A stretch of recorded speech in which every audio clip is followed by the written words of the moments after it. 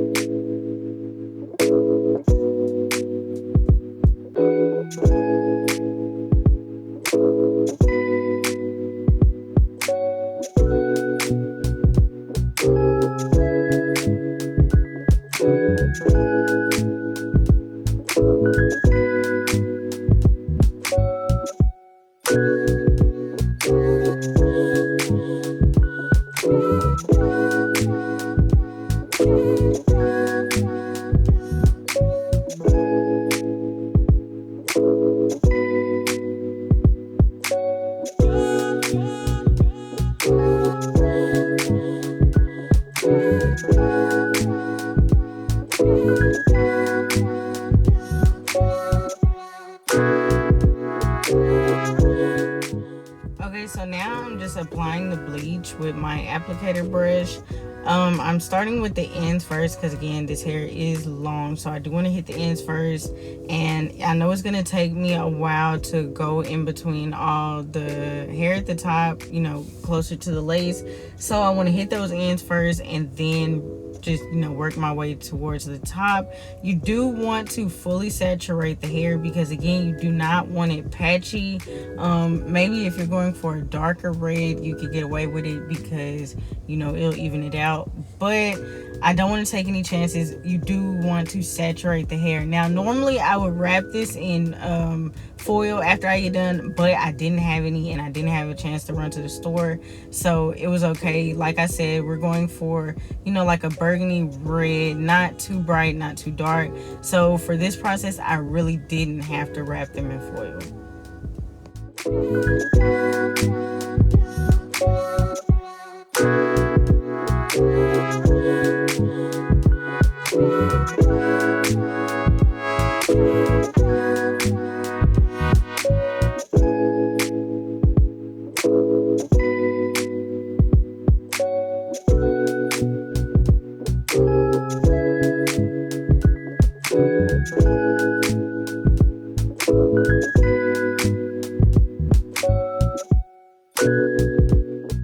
Okay, so now I'm bleaching the knots. I want to get all of this done at one time, and you know, why not? Work smarter, not harder.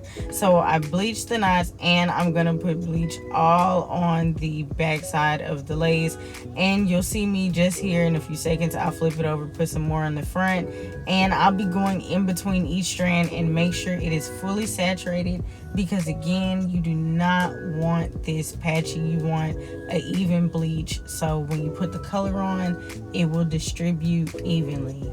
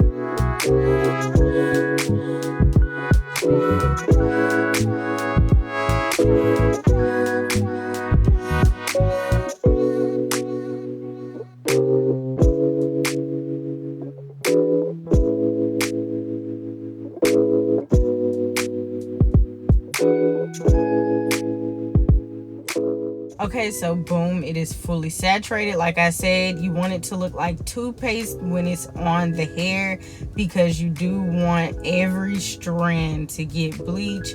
And you'll just see me combing this through with a fine-tooth comb. I just want to ensure that everything is bleached. I do not want any black patches in this dyeing process. So you'll see me like here, I'm just pulling the hair apart, applying more, and you'll probably see me comb it back down again, just to evenly distribute all of that bleach. You want your color to go on even.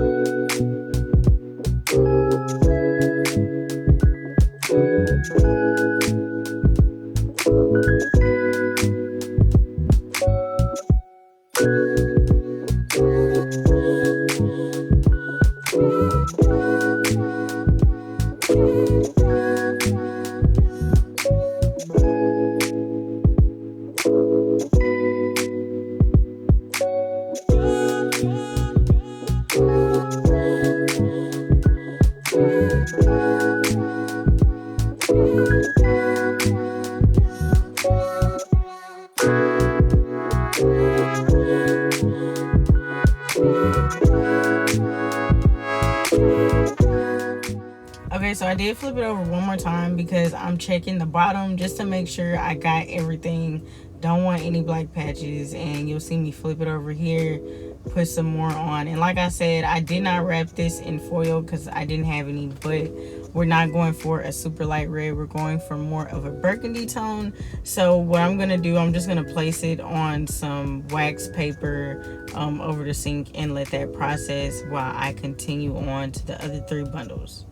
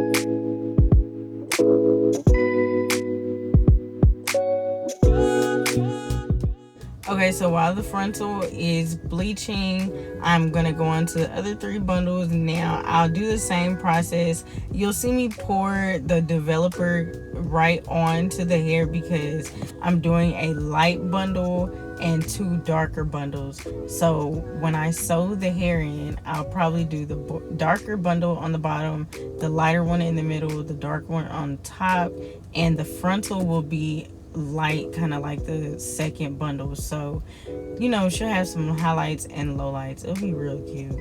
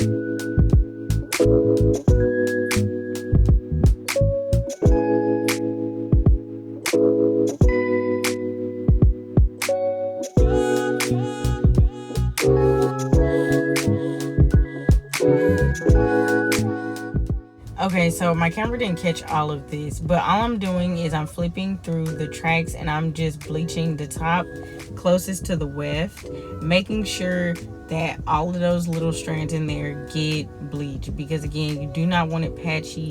And I'm in an apartment, so like the counter space ain't all that. Like, I had to work with what I had, so I had to double weft them, because again, my counter is not that big. But all I'm doing is I'm just evenly distributing bleach on the wefts.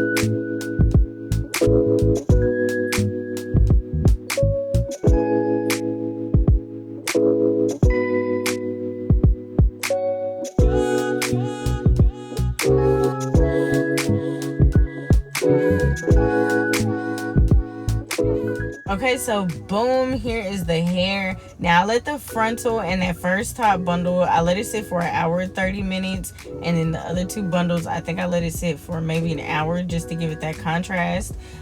Here are the 2 colors that I'll be using, which is crimson and wild cherry. Now you will see me add another color later on in the video. It's cherry cola by Jazz. These are Adore colors, which are my favorite. I always use Adore, which is semi-permanent. And the wild cherry just gives it that darker tone, because like I said, my client's not going for a bright red, so I did have to add that to tone it down a little bit.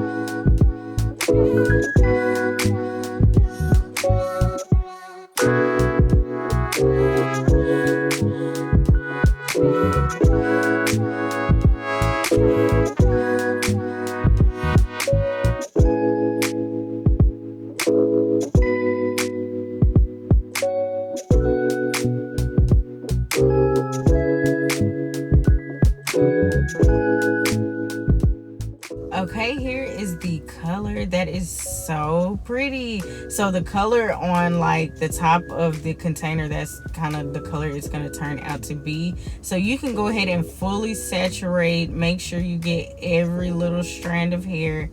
Get color on it, because again, you do not want it patchy, and you don't want any like brown strands, because that's ugly. We're not going for that. This does not have any bleach in it, so you can really leave this color on as long as you want to. It's semi-permanent. It's not going to damage the hair, and it actually smells really good. I did let this sit for about, I want to say 2 hours, because I really wanted to let that red soak in the hair. I didn't want to rinse it out too early, because I didn't want to rinse out most of the color, so I did let it sit for a good 2 hours.